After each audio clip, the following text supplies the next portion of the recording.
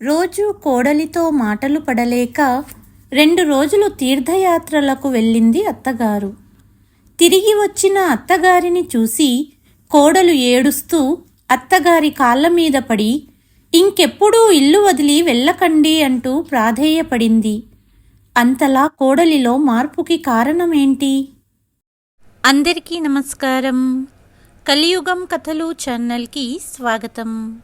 ఈనాటి మన కథ ఎత్తుకు పై ఎత్తు. అరే, నా బంగారు తండ్రి కదా, ఏడవకు. నానమ్మ ఇప్పుడే నీ కోసం పాలసీసా తీసుకొస్తుంది.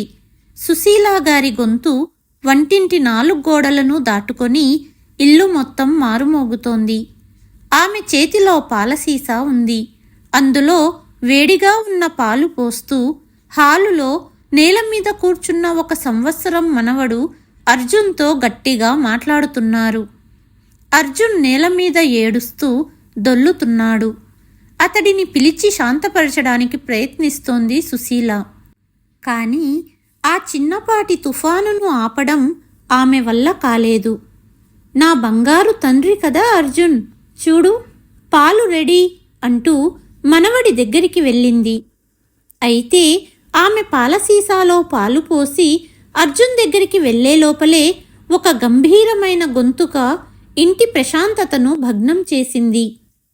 ఇదేంటత్తయ్యా, ఇది మరీ దారుణం.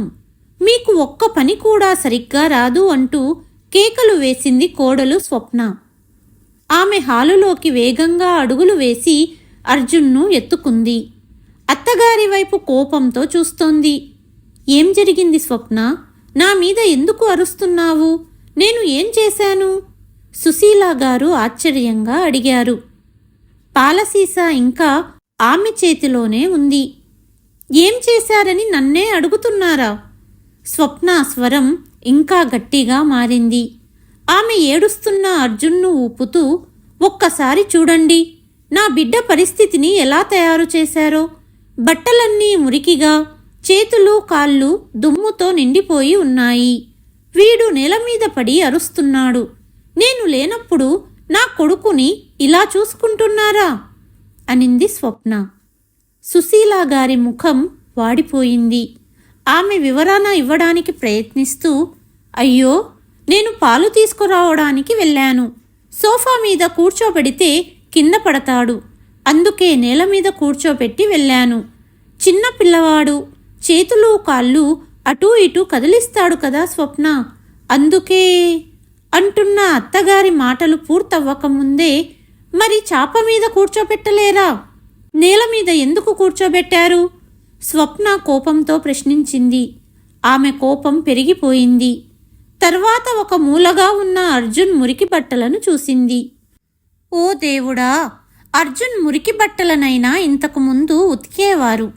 ఈరోజు అవి కూడా ఉతకలేదు. అత్తయ్య, నాకు అర్థం కాదు. నేను ఉదయం వంట పని చేసి వెళ్తాను. నేను వెళ్ళిన తర్వాత రోజు మొత్తం ఏం చేస్తారు మీరు? ఒక చిన్న పిల్లాడి బాధ్యత కూడా సరిగ్గా చూసుకోలేరా? స్వప్న చేదు మాటలు విని సుశీలా గారు చాలా బాధపడ్డారు. కోడలా, నువ్వు ఏం మాట్లాడుతున్నావు?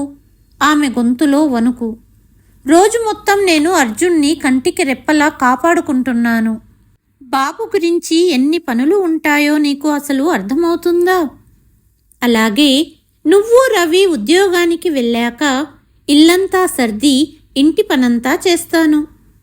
తరువాత అర్జున్ నిద్ర లేచాక వాడి శరీరానికంతా నూనె పట్టించి వాడికి మసాజ్ చేస్తాను. ఆ తర్వాత నీళ్లు వేడికి పెట్టి సెరెలాక్ తయారు చేసి తినిపిస్తాను. ఆ తర్వాత స్నానం చేపించి నిద్రపుచ్చుతాను. ఒక్కదానికి అన్నీ చేయటం ఎంత కష్టమో నీకు ఎలా అర్థమవుతుంది? స్వప్న సుశీల గారు వైపు వంకరగా చూసి, చాలత్తయ్యా, నాకు అన్నీ తెలుసు. ఇల్లు శుభ్రం చేయటానికి మహా అంటే 1 గంట పడుతుంది. ఉదయం టిఫిన్ నేను చేసి వెళ్తాను. మధ్యాహ్నం వంట ఒక్కటే మీరు చెయ్యలేరా? ఇంకేం మిగిలింది? కేవలం అర్జున్ని చూసుకోవడమే కదా. ఒక్కసారి నా బిడ్డ పరిస్థితి చూడండి. ఇంత మురికి బట్టలు వేసుకున్నాడు. ఈ బట్టలు కూడా మార్చలేరా? సుశీలా గారు ఒక లోతైన నిట్టూర్పు విడిచారు. ఆమె తన లోపలి బాధను అణచివేయడానికి ప్రయత్నిస్తోంది. స్వప్న, నీకు తెలుసు కదా, 2 రోజుల నుండి జలుబు దగ్గుతో బాధపడుతున్నాను. ఉదయం నుండి నా ఒళ్ళు నొప్పిగా ఉంది. కొంచెం జ్వరం కూడా ఉంది. అర్జున్ ఈరోజు చాలా ఇబ్బంది పెట్టాడు. అయినా కూడా... ఆమె మాట పూర్తి కాకముందే స్వప్న మధ్యలో అడ్డుకుంది. చాలత్తయ్యా, ఎప్పుడు చూసినా ఏదో ఒక సాకు. పని చేయడం ఇష్టం లేకపోతే నేరుగా చెప్పండి. నేను అర్జున్ కోసం డే కేర్ వెతుకుతాను అని స్వప్న ఆమె చేతి నుండి పాలసీసాను లాక్కుని అర్జున్ను తీసుకొని తన గదిలోకి వేగంగా వెళ్ళింది. హాల్లో ఒంటరిగా నిలబడి ఉన్న సుశీలా గారి కళ్ళు తడిసిపోయాయి. బాధతో కూడిన మనసుతో ఆమె తన గదిలోకి వచ్చి మంచం మీద కూర్చుంది. ఈరోజు ఉదయం నుండే ఆమె ఆరోగ్యం బాగోలేదు. కొంచెం జ్వరం, ఒళ్ళు నొప్పులు ఉన్నప్పటికీ ఆమె అర్జున్ వెనక పరిగెత్తుతూనే ఉంది. ఇంత చెప్పిన తర్వాత కూడా స్వప్న ఒక్కసారి కూడా ఆమె ఆరోగ్యం గురించి అడగలేదు. ఇది కొత్తేమీ కాదు. స్వప్నకి రోజూ ఇది అలవాటే. సుశీలా గారు రోజు మొత్తం పనిలో మునిగి ఉన్నా, ఆమె ఆరోగ్యం బాగా ఉన్నా లేకున్నా స్వప్నకి తిట్టడానికి ఒక అవకాశం కావాలి అంతే. స్వప్న తన గదిలోకి అడుగు పెట్టింది. అర్జున్ను మంచం మీద పడుకోబెట్టి బాబు మురికి బట్టలను కోపంగా మార్చసాగింది. తరువాత అర్జున్కి పాలసీసా ఇచ్చి ఉయ్యాలలో పడుకోబెట్టి తాను మంచం మీద కూర్చొని ఫోన్ తీసుకుంది. ఇది ఆమె రోజు అలవాటు. ఉద్యోగం నుండి తిరిగి వచ్చి తన గదిలోకి అడుగు పెట్టగానే ఆమె తల్లికి ఫోన్ చేసేది. కూతురు ఫోన్ చేయడం కాస్త ఆలస్యమైన స్వప్న అమ్మగారు కూతురికి ఫోన్ చేస్తారు. ఇది వారి రోజువారీ అలవాటు. అవునమ్మా, ఇప్పుడే ఇంటికి వచ్చాను, స్వప్న ఫోన్లో చెప్పింది. ఆమె గొంతులో అలసట, చికాకు స్పష్టంగా కనిపించాయి. ఏమైంది స్వప్న, చికాకుగా ఉన్నావు? అడిగింది తల్లి. ఏం చెప్పనమ్మా, ఈరోజు కూడా అదే నాటకం. నేను ఇంటికి వచ్చేసరికి అర్జున్ నేల మీద దొల్లుతున్నాడు. ఆకలితో ఏడుస్తున్నాడు నా బిడ్డ. పైగా బట్టలన్నీ మురికి. బిడ్డను చూసుకోరు, ఇంటి పని కూడా చెయ్యరు. అటువైపు నుండి ఆమె తల్లి శాంతీదేవి వెంటనే కోపంగా అంది. అరే, ఇది మరీ దారుణం స్వప్న. నువ్వు రోజు మొత్తం ఉద్యోగంలో కష్టపడుతుంటే మీ అత్తగారు ముసల్ది ఇంట్లో ఏం చేస్తుంది? టీవీలో సీరియల్స్ చూస్తుందా? లేదా 3 పూటలా తిని నిద్రపోతుందా? బాబును చూసుకోవలసిన బాధ్యత నాయనమ్మదే కదా. స్వప్న ఒక లోతైన నిట్టూర్పు విడిచింది. అవునమ్మా, నేనేం చెయ్యను? ఉదయం టిఫిన్ చెయ్యాలి, తరువాత ఉద్యోగం పరుగు, ఇంటికి వచ్చాక ఈ పరిస్థితి. అత్తయ్యకు సాకులు చెప్పడం మాత్రమే తెలుసు. ఒళ్ళు నొప్పిగా ఉంది, జ్వరం ఉంది, ప్రతిరోజు ఇదే డ్రామా. శాంతీదేవి వెంటనే సమాధానమిచ్చింది. జ్వరమా? అదంతా సాకులే అమ్మాయి. 3 పూటలా మెక్కడం, రోజు మొత్తం టీవీ సీరియల్స్ చూస్తుంటుంది. సరే వదిలే, నువ్వు ఎక్కువగా బాధపడకు. రవి ఎప్పుడు తిరిగి వస్తున్నాడు టూర్ నుండి? అడిగింది తల్లి. రేపు రాత్రికి వస్తారమ్మా, ఫోన్లో మాట్లాడాను. ఇద్దరు తల్లి కూతుళ్ల మధ్య మాటలు 1 గంట సేపు సాగాయి. స్వప్న ఉద్యోగ విషయాలు, ఇంటి పరిస్థితి, ఇలా ఉదయం నిద్ర లేచినప్పటి నుండి ఆఫీసు నుండి ఇంటికి వచ్చే వరకు ఏం చేసిందో అన్నీ తల్లికి చెప్పేది. శాంతీదేవి కూతురి ఇంటి విషయాలన్నీ బంధువుల వరకు చేర్చడానికి ఆలస్యం చేసేది కాదు. రోజు మొత్తం ఉద్యోగం, తర్వాత ఇంటి పని, పైగా అత్తగారు అస్సలు సహాయం చెయ్యరు. నా స్వప్నకు ఎలాంటి అత్తగారు దొరికారో అని ఉన్నవి లేనివి కల్పించి చెప్పేది. స్వప్న తన తల్లితో ఫోన్లో మాట్లాడిన మాటలు సుశీలా గారికి వినిపించాయి. కన్నీళ్లతో ఆమె కళ్ళు మళ్ళీ గోడ మీద ఆ ఫోటోపై నిలిచిపోయాయి. అందులో ఆమె తన కొడుకు రవితో కలిసి నవ్వుతూ నిలబడి ఉంది. ఇంటి గొడవ విషయం రవికి చెబితే అతన్ని ఇంకా ఇబ్బంది పెట్టినదాన్నవుతాను. అయినా రవి తన భార్య మాట వింటాడు అనుకుంది సుశీల. సుశీల గారికి ఇప్పుడు తాను ఎంత పని చేసినా ఈ ఇంట్లో తనకి విలువ లేదని అనిపించడం మొదలయ్యింది. ఈరోజు ఒళ్ళు నొప్పులు, జ్వరం ఉన్నాయి. అయినా అర్జున్ని చూసుకుంది. ఇంటి పనులన్నీ ముగించింది. కానీ స్వప్నకి కేవలం తన తప్పులు మాత్రమే కనిపించేవి. ఇలా రోజువారీ అవమానాలతో చాలాసార్లు ఈ ఇల్లు వదిలి వెళ్ళిపోదామనే ఆలోచన ఆమె మనసులో మెదిలేది. కానీ మరుక్షణమే ఒక ప్రశ్న వచ్చేది. వెళ్ళాలి అనుకుంటే ఎక్కడికి వెళ్ళాలి? ఇప్పుడు ఇదే నా నివాసం.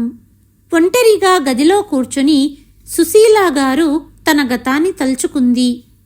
ఒకప్పుడు ఆమె కలలు కనేది. ఎక్కడికైనా వెళ్ళాలని, చల్లని గాలిలో చేతులు చాచాలని, ఎత్తైన జలపాతాలను చూడాలని, మంచుతో కప్పబడిన పర్వతాలు, రంగుల జాతరల సందడిని చూడాలని ఒకప్పుడు ఆమె మనసు కోరుకునేది. చిన్నతనంలో ఆమెకు చాలా కోరికలు ఉండేవి. పుట్టింట్లో ఆమె ఏదైనా అడిగితే పెళ్లి తర్వాతే అన్నీ చెయ్యవచ్చు, ఇప్పుడు ఇంటి పని నేర్చుకో, చదివి పూర్తి చెయ్యి, ఇదే సమాధానం వినేది. ఆమె కూడా అలాగే చేసింది. తండ్రి గౌరవం, తల్లి సలహాలు అన్నీ పాటించేది. బాగా చదువుకుంది. కానీ పెళ్లి తర్వాత ఆమెకు లభించిన జీవితంలో ఆమె కోరుకున్న జీవితం లేదు. కలల స్థానంలో బాధ్యతలు వచ్చాయి. అత్తగారి వెక్కిరింపులు, ఇంటి పనులు, బంధువుల అంచనాలు, భర్త నిర్లక్ష్యం నెమ్మదిగా జీవితంలో ఎన్నో ఆశలతో ఉన్న తనని ఒక మూలకి నెట్టేశాయి. ఉద్యోగం గురించి ప్రస్తావించగానే ఇంట్లో ఉండమని, కోడలిలా బాధ్యతలు చూసుకోమనే సమాధానాలు వినేది. ఉద్యోగం చెయ్యడానికి అనుమతి లభించలేదు. తన చిన్న చిన్న కోరికలు తీర్చుకోవడానికి స్వేచ్ఛ కూడా లేదు. తెల్లవారగానే పని మొదలుపెట్టి రాత్రికి పూర్తిగా అలసిపోయేది. రోజులు గడిచాయి. కొడుకు రవి పుట్టాడు. అతని చుట్టూనే ఆమె ప్రపంచం తిరిగేది. ఇంటిని చూసుకోవడం, పిల్లల ఆలనా పాలనలో సమయం గడిచిపోయేది. బాధ్యతలు నిర్వర్తిస్తూనే సగం కంటే ఎక్కువ జీవితం గడిచిపోయింది. రవి చదువు పూర్తి కాగానే ఉద్యోగం వచ్చింది. అదే సమయంలో కరోనా సోకి భర్త కూడా దూరమయ్యాడు. కానీ కొడుకు ఉన్నాడనే ధైర్యంతో కాలాన్ని గడిపింది. రోజులు గడిచాయి. ఆమె కొడుకు రవికి పెళ్ళీడు వచ్చింది. సుశీల గారికి ఎప్పుడూ ఒక కూతురు లేని లోటు కనిపించేది. కొన్నిసార్లు తన స్నేహితురాళ్ళని చూసి వారు తమ కూతుళ్లతో సినిమాకి వెళ్ళటం, మాల్కి వెళ్ళటం, షాపింగ్ చేయడం చూసి ఆమె మనసులో ఒక బాధ కలిగేది. కోడలు వస్తే కూతురు రూపంలో నాకు ఒక బిడ్డ దొరుకుతుందని ఆమె అనుకుంది. ఎన్నో ఆశలతో స్వప్నని కోడలిగా తీసుకువచ్చింది. కానీ స్వప్న మొదట్లో పని మనిషి ఇంటి పనులు చేసేది. రాను రాను పని మనిషెందుకు డబ్బులు దండగా, మనమిద్దరం ఉన్నాం కదా అత్తయ్య అంటూ పని మనిషిని వద్దనింది. మొదట్లో అత్తగారికి సహాయం చేసేది. కానీ రాను రాను ఆమె తన ప్రపంచంలోనే మునిగిపోయింది. ఉదయం కొద్దిగా ఇంటి పని చేసి తన టిఫిన్ ప్యాక్ చేసుకొని ఉద్యోగానికి వెళ్ళిపోయేది. సాయంత్రం తిరిగి రాగానే నేరుగా మొబైల్లో తన తల్లితో ఫోన్లో మాట్లాడుకోవడం మొదలుపెట్టేది. వెనకాల సుశీల గారు మొత్తం ఇంటిని చూసుకునేవారు. కొడుకు పెళ్లికి ముందు సుశీల గారు కనీసం స్నేహితురాళ్లతో అప్పుడప్పుడు దేవాలయాలకు వెళ్ళేవారు. ఎప్పుడైనా ఎవరిదైనా పెళ్లి రోజుకి, ఎవరిదైనా ఇంట్లో సత్సంగానికి, పుట్టినరోజుకి వెళ్ళేవారు. అక్కడ నవ్వుతూ మాట్లాడుకునేవారు. కానీ ఇప్పుడు మనవడిని చూసుకుంటూ, బాధ్యతలను చూసుకుంటూ ఆ సంతోషం ఆమె జీవితం నుండి దూరమైపోయింది. ఒకరోజు అలసిపోయి స్వప్నతో, కోడలా, కొద్దిగా నాకు సహాయం చెయ్యి, చాలా అలసిపోయాను, ఈరోజు ఇంటి పని చూసుకో అని అన్నప్పుడు స్వప్న వెంటనే, నేను ఉద్యోగం చేస్తున్నాను అత్తయ్య గారు. ఆఫీసు నుండి తిరిగి వచ్చాక ఇంకెంత పని చెయ్యాలి? మీరు రోజంతా ఇంట్లోనే ఉంటారు కదా, కొద్దిగా పనిని చూసుకోగలుగుతారు కదా అని చెప్పింది.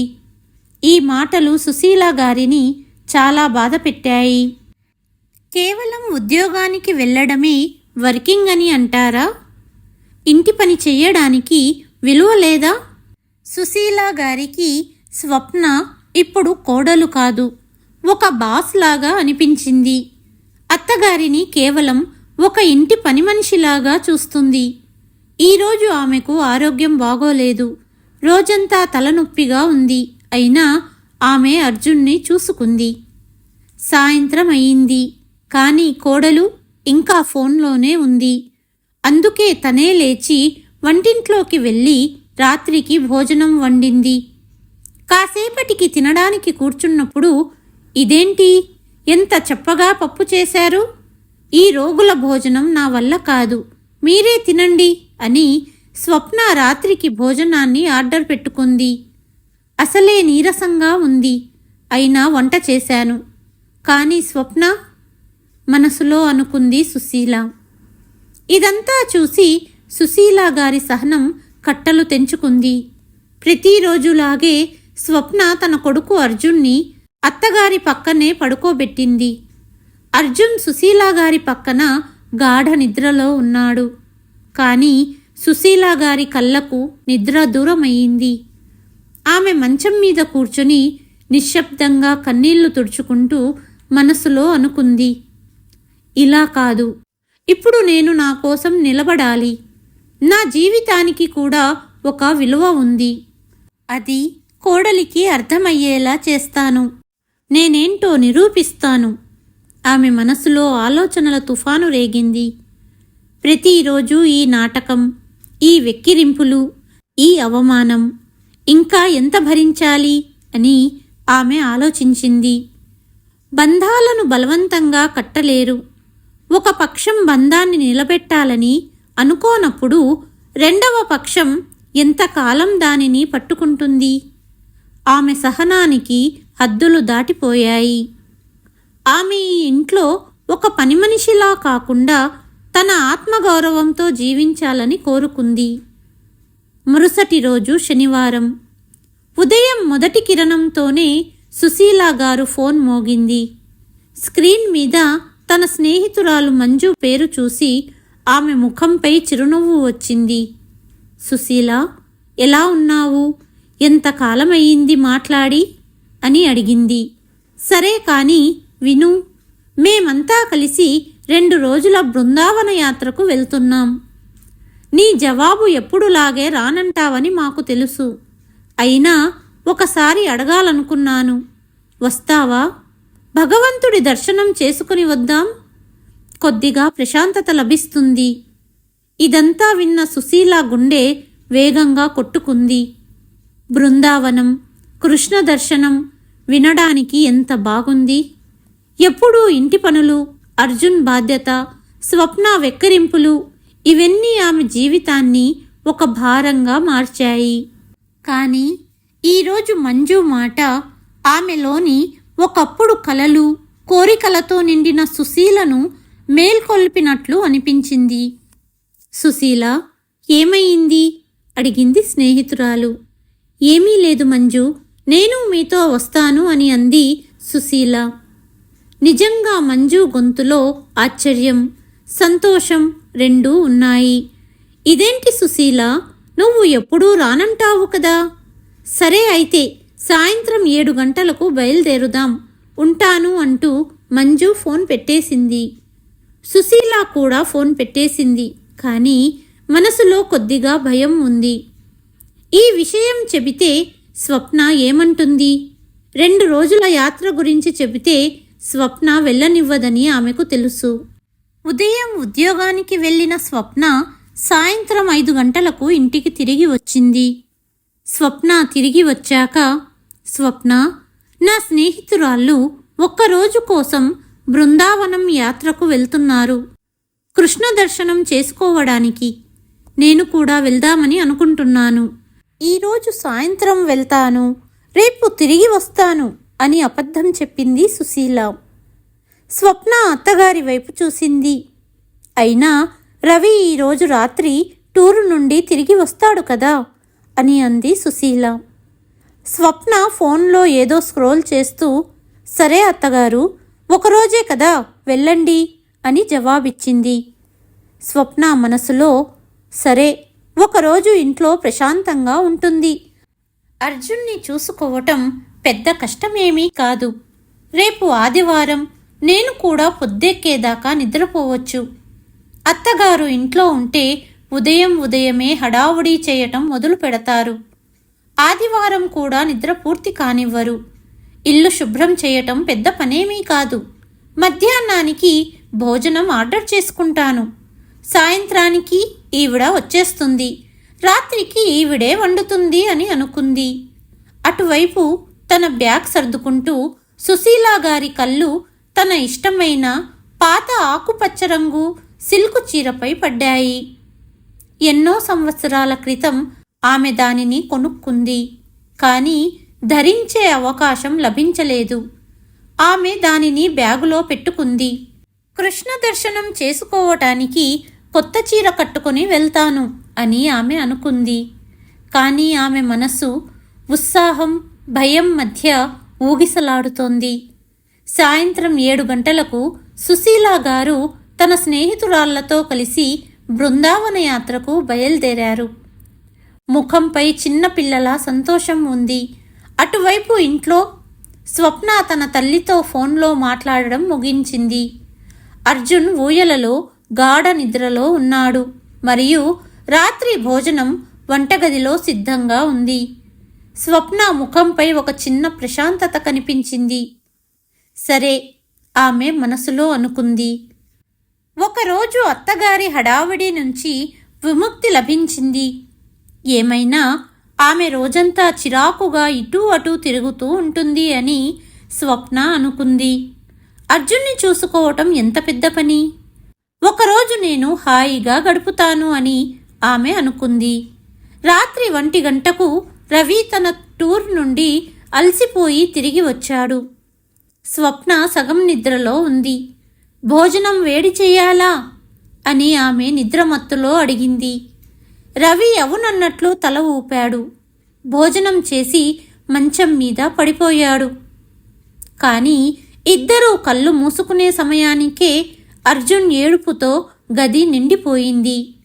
అతను గట్టిగా ఏడుస్తున్నాడు. ఆకలితో అరుస్తున్నాడు.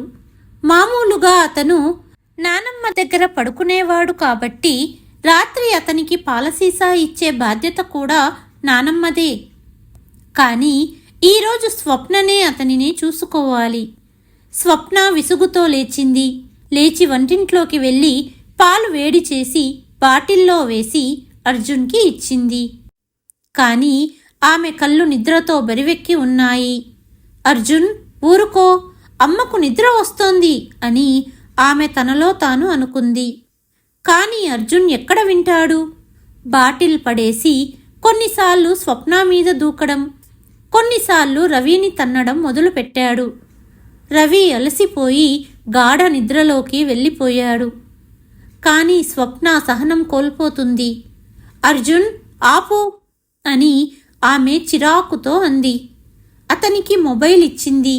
కానీ అర్జున్ మొబైల్ని కూడా ఒక పక్కకు పడేసి గట్టిగా అరిచాడు. ఉదయం 8 గంటలకు అర్జున్ చివరికి అలసిపోయి నిద్రపోయినప్పుడు స్వప్న కూడా నిద్రపోయింది. కానీ 10 నిమిషాలు కూడా గడవలేదు. పాలవాడి గంట ఆమెను మళ్ళీ నిద్ర నుండి లేపింది. ఇప్పుడెవరు? స్వప్న చిరాకుతో లేచింది. పాలు తీసుకొని స్టవ్ మీద పెట్టి తిరిగి హాల్ వద్దకు వచ్చి హాల్లో పడుకుంది. కాసేపటికి ఏదో వాసనతో నిద్ర మెలకువ వచ్చిన స్వప్నకు స్టవ్ మీద పెట్టిన పాలు గుర్తుకు వచ్చాయి. పరిగెత్తుకుంటూ వచ్చి చూస్తే పాలు స్టవ్ మీద అంతా పొంగిపోయాయి. అయ్యో రామా అని స్వప్న తలపట్టుకుంది. అప్పటికే సమయం ఉదయం 9 గంటలు. ఆమె కడుపులో ఎలుకలు పరిగెడుతున్నాయి. వంటగదిలో ఏమీ సిద్ధంగా లేదు. ఆమెకు వంట చేయాలని లేదు కాబట్టి ఆమె బిస్కెట్లు బ్రెడ్డుతోనే సరిపెట్టుకుంది. ఇంతలో అర్జున్ మళ్ళీ మేల్కొన్నాడు. అతని ఏడుపు కేకలు స్వప్న తలనొప్పిని ఇంకా పెంచాయి. రవి, లేవండి అని ఆమె చిరాకుతో రవిని కదిపింది. చూడండి, మీ అమ్మగారు యాత్రకు వెళ్ళారు. ఈరోజు మీరు అర్జున్ని చూసుకోండి. రాత్రి నుండి వాడు సతాయిస్తున్నాడు. నేను అలసిపోయాను. రవి కళ్ళు నులుముకుంటూ, స్వప్న, నాకు నిద్ర వస్తోంది. 2 రోజులుగా నిద్రపోలేదు. రాత్రి కూడా ఆలస్యంగా వచ్చాను. నువ్వే చూసుకో అన్నాడు. స్వప్న కోపం ఆకాశానికి చేరింది. అవును, అన్నీ నేనే చెయ్యాలి అని ఆమె అరిచింది. కానీ భార్య మాటలు పట్టించుకోకుండా రవి మళ్ళీ నిద్రలోకి వెళ్ళిపోయాడు. అటువైపు బృందావనంలో సుశీలా గారు గుడిమెట్లు ఎక్కుతోంది. స్నేహితురాళ్లతో కలిసి నవ్వులు, భజనల మధురమైన ధ్వని ఆమె చెవులకు ఆనందాన్ని ఇస్తున్నాయి. కృష్ణ భగవంతుడి విగ్రహం ముందు నిలబడి ఆమె కళ్ళు మూసుకున్నప్పుడు ఆమె మనసుకు ఒక ప్రత్యేకమైన ప్రశాంతత లభించింది. కానీ ఇటువైపు ఆమె ఇల్లు యుద్ధక్షేత్రంలా మారింది. అర్జున్ కోసం జావ తయారు చేస్తూ స్వప్న కళ్ళు అర్జున్ మురికి బట్టలపై పడ్డాయి. అయ్యో, సగం రోజు గడిచింది. నేను ఇంకా బాబు బట్టలు కూడా ఉతకాలి అని ఆమె తనలో తాను నిందించుకుంది. తను కూడా ఉదయం నుండి స్నానం చెయ్యలేదు. ఇంటిని చూస్తే అంతా చెల్లాచెదురుగా ఉంది. కొద్దిసేపట్లో రవి కూడా లేవబోతున్నాడు. అతను కూడా లేవగానే భోజనం కావాలంటాడు. స్వప్న కడుపు కూడా ఆకలితో లాగుతోంది. అప్పుడు ఆమె వెంటనే మొబైల్ తీసుకొని భోజనం ఆర్డర్ చేసింది. కొద్దిగా ప్రశాంతత లభిస్తుంది అని ఆమె అనుకుంది. భోజనం తిని స్వప్న మిగతా పనుల్లో నిమగ్నమయ్యింది. కానీ పని ఎప్పటికీ పూర్తి కావడం లేదు. బట్టలు ఉతకడం, అర్జున్ని చూసుకోవటం, చెల్లాచెదురుగా ఉన్న ఇంటిని శుభ్రం చెయ్యటంలో సగం రోజు ఎప్పుడు గడిచిపోయిందో ఆమెకు తెలియలేదు. సమయం చూసింది. ఎలాగోలా మధ్యాహ్నం పని అయిపోయింది. కాసేపట్లో అత్తగారు వస్తే కొద్దిగా ప్రశాంతత లభిస్తుంది. కనీసం అర్జున్ని అయినా చూసుకుంటారు అని అనుకుంది. కానీ సమయం రాత్రి 8 గంటలయ్యింది. సుశీలా గారి జాడలేదు. స్వప్న ఫోన్ తీసి సుశీలా గారి నెంబరుకు డయల్ చేసింది. ఒకసారి, 2 సార్లు, 3 సార్లు ఫోన్ మోగింది. కానీ సమాధానం లేదు. ఈలోగా స్వప్న తల్లి నుండి పదే ఫోన్ వస్తోంది. కానీ స్వప్నకు తన రోజువారీ ఫిర్యాదుల పరంపరను కొనసాగించడానికి అంత సమయం లేదు. అందుకే ఆమె తల్లి నుండి వస్తున్న ఫోన్ను పట్టించుకోలేదు. కానీ అప్పుడే అర్జున్ మళ్ళీ ఏడవడం మొదలుపెట్టాడు. అతడి ఆకలి, అల్లరి స్వప్న సహనాన్ని హరించి వేస్తున్నాయి. కోపంతో ఆమె మళ్ళీ సుశీలా గారికి ఫోన్ చేసింది. కానీ సమాధానం రాకపోవడంతో ఆమె కోపం పెరిగిపోయింది. అర్జున్ ఇంకా ఏడుస్తున్నాడు. ఇది మరీ దారుణం, ఆమె అరిచింది. కోపంతో అర్జున్ చెంపపై కొట్టింది. అర్జున్ అరుపులు ఇంటి మొత్తం మోగాయి. అప్పుడే రవి పరిగెత్తుకుంటూ వచ్చాడు. స్వప్న, ఇదేంటి? నువ్వు చిన్న పిల్లవాడిని కొడుతున్నావా? రవి కోపంతో స్వప్నను తిట్టాడు. మరి నేను ఏం చేయాలి రవి?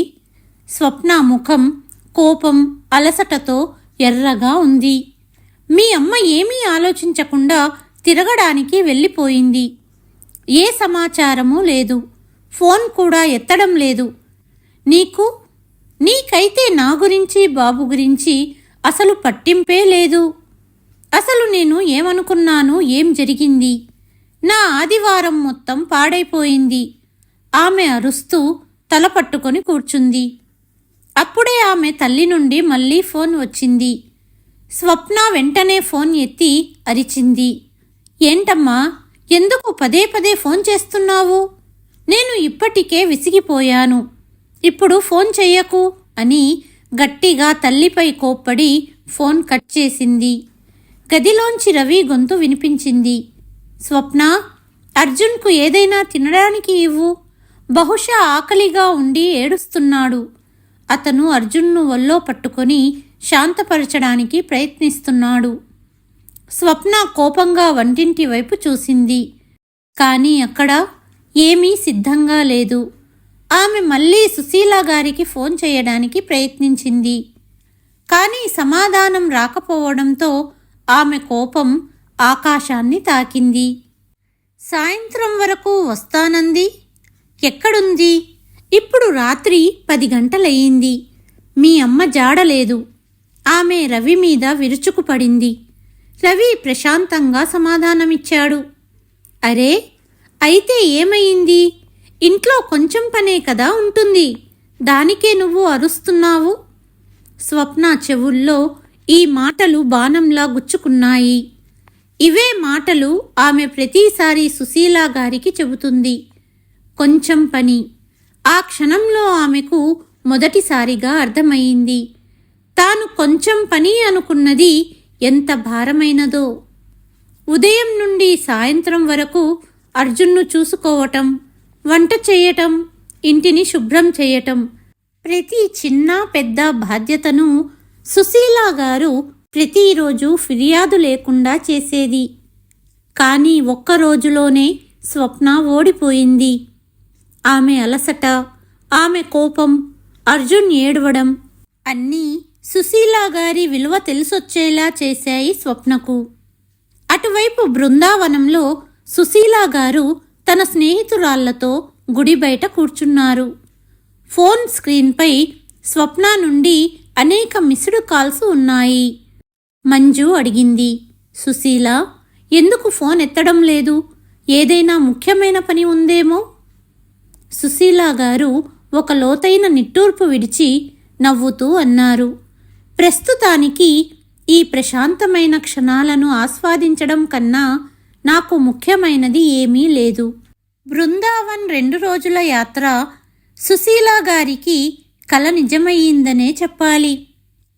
గుడిలో భక్తితో నిండిన వాతావరణం, స్నేహితురాళ్ల సాంగత్యం, కృష్ణుడి దర్శనం తర్వాత లభించిన ఆ శాంతి, దారిలో వెళుతూ పర్వతాల వద్ద దిగిన ఫోటోలు అన్నీ ఆమె మనసుకు కొత్త శక్తిని ఇచ్చాయి. తిరిగి వచ్చేటప్పుడు ఆమె స్నేహితురాళ్ళు 2 నెలల తర్వాత మళ్ళీ యాత్రను ప్లాన్ చేస్తున్నప్పుడు సుశీల గారు ఏమాత్రం ఆలోచించకుండా నేను కూడా తప్పకుండా వస్తాను. ఆమె గొంతులో ఆత్మవిశ్వాసం ఉంది. అందరూ సుశీల చాలా మారింది అంటూ గుసగుసలాడారు. బస్సు కిటికీలోంచి వస్తున్న చల్లని గాలి ఆమె ముఖంపై సంతోషాన్ని నింపింది. కానీ ఇంటికి చేరుకోగానే ఆ దృశ్యం చూసి సుశీల ఆశ్చర్యంతో కళ్ళు పెద్దవి చేసి చూస్తూ నిలబడిపోయింది. ఇల్లు మొత్తం ఒక తుఫానులో చిక్కుకున్నట్లు అనిపించింది. వంటింట్లో వంట పాత్రల కుప్ప, సోఫాలో పడిన బట్టలు, నేలపై చెల్లాచెదురుగా ఉన్న ఆట వస్తువులు, వాటి మధ్యలో కూర్చున్న అర్జున్ మురికి బట్టలతో పెద్దగా ఏడుస్తున్నాడు. స్వప్న ఆమె మంచం మీద నిశ్చేష్టంగా పడి ఉంది. అలసట ఆమెను పూర్తిగా పీల్చివేసినట్లు పడుకుంది. స్వప్న నిద్ర నుండి లేచి సుశీల గారిని చూడగానే అరిచింది. అత్తగారి విలువ తెలుసొచ్చినా ఒప్పుకోవడానికి అహంకారం అడ్డొస్తుంది స్వప్నకు. ఇదేంటత్తయ్య, 1 రోజన్నారు, 2 రోజులు వెళ్ళారు. నేను ఇక్కడ ఒక్కదాన్నే ఇవన్నీ ఎలా చూసుకోవాలో ఆలోచించలేదా మీరు? అనింది స్వప్న. సుశీల గారు కళ్ళు చిట్లించి సమాధానం ఇచ్చారు. ఎందుకు స్వప్న? మీ స్కూల్కి ఈరోజు సోమవారం గణపతి నిమజ్జనం సెలవే కదా. మరి ఎందుకంత కష్టం? ఇంటి పని అంత ఎక్కువ కూడా ఉండదు. అర్జున్ చిన్న పిల్లవాడు. అతను అంతగా ఏమి ఇబ్బంది పెడతాడు?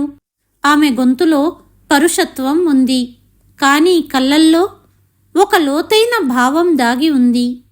స్వప్న కంగారు పడింది. ఆమె ఏదో చెప్పాలనుకుంది కానీ మాటలు గొంతులో ఇరుక్కుపోయాయి. సుశీల గారు అర్జున్ను ఎత్తుకున్నారు. కానీ వెంటనే అతడు మధ్యలో మల విసర్జన చేశాడని గమనించారు సుశీల గారు. ఆమె స్వప్న వైపు తిరిగి, కోడలా, నేను లేనప్పుడు నా మనవడిని ఈ పరిస్థితుల్లో ఉంచావా?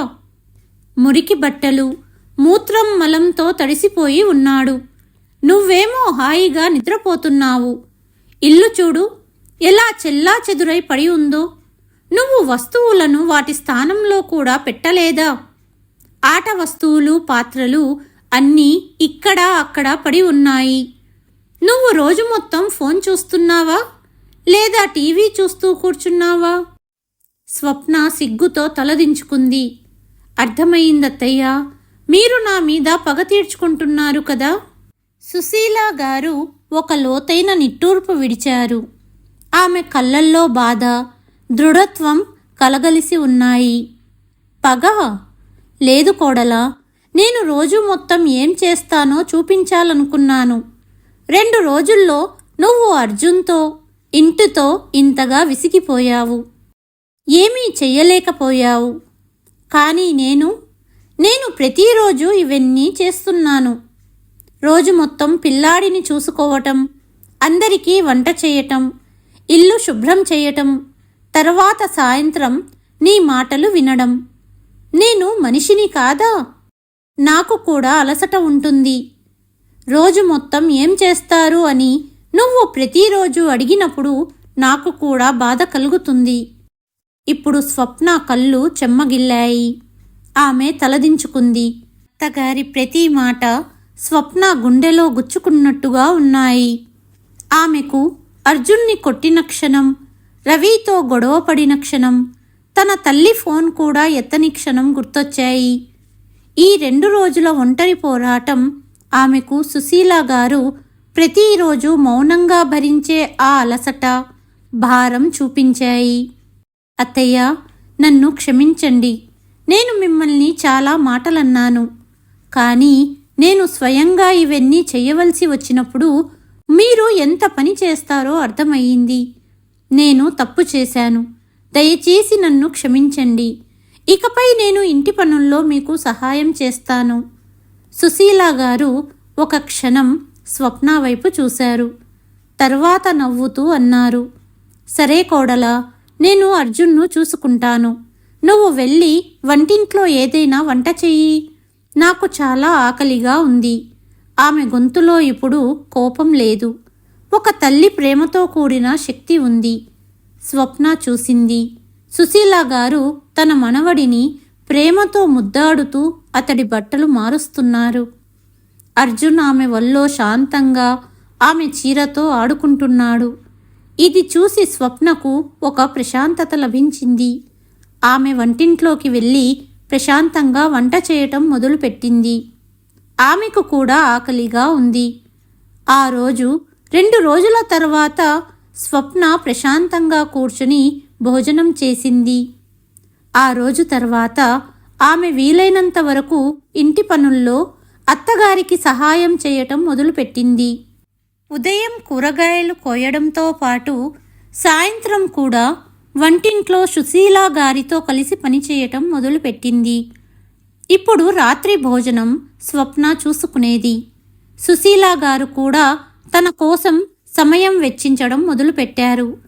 కొన్నిసార్లు స్నేహితురాళ్లతో భజనలకు వెళ్ళడం, కొన్నిసార్లు మార్కెట్కి వెళ్ళడం, కొన్నిసార్లు బాల్కనీలో కూర్చొని టీ తాగుతూ తన ఇష్టమైన పాటలు వినడం.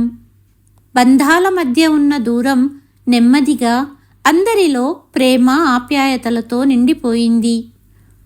కథ ఇక్కడ ముగియలేదు. నిజానికి ఇప్పుడు కొత్త ప్రయాణం మొదలయ్యింది. అవగాహన, ఆప్యాయత, ప్రశాంతమైన జీవితం యొక్క ప్రయాణం. ఇంట్లో తన విలువ తెలిసొచ్చేలా చేయటానికి సుశీల గారు తీసుకున్న నిర్ణయం సరైనదేనా? మీ అభిప్రాయాన్ని కామెంట్ బాక్స్లో తప్పకుండా రాయండి. కథ నచ్చితే వీడియోను లైక్ చేయండి. ఛానల్ను సబ్స్క్రైబ్ చేయండి. కథను చివరి వరకు విన్నందుకు మీకు చాలా చాలా ధన్యవాదాలు.